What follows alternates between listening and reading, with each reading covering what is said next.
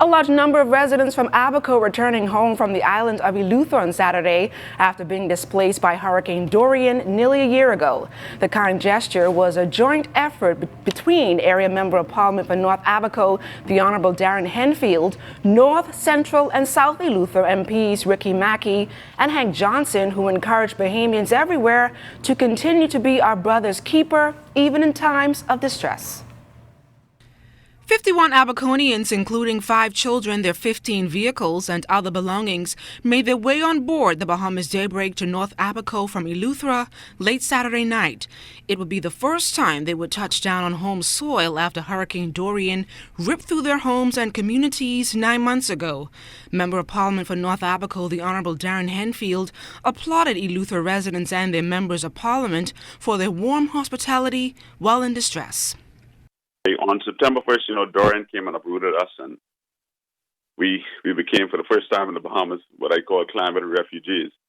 And we wound up in some of these islands in the Bahamas where the Bahamian spirit was very much alive, the spirit they call, and being your brother's keeper really stood out to me. And Hank and Ricky and Eleuthera and the Eleutherans people, like in other islands of this country, took us in, succored us, and gave us the support that we needed. We were working on this for a couple of weeks now, and we were able to successfully pull it off. And so these people are going to go back home and begin to rebuild and reclaim and recover all that Dorian thought it took, and stand up Abaco again to what we know it can be in the Bahamas, a beacon, a shining beacon of success.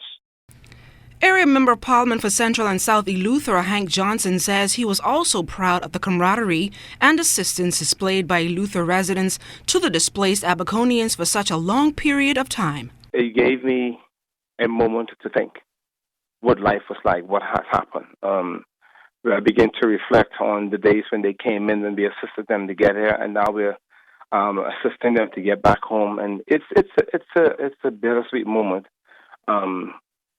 I became a little emotional about it. So did the persons who were there with us. We stood on the dock and we watched the boat just sail off and into the distance, and we hope that, when they get home, that life will be a bit better for them. Meantime, North Eleuthera Member of Parliament Ricky Mackey says they were able to lease out the Bahamas Daybreak courtesy of Quincy Sawyer at an affordable price.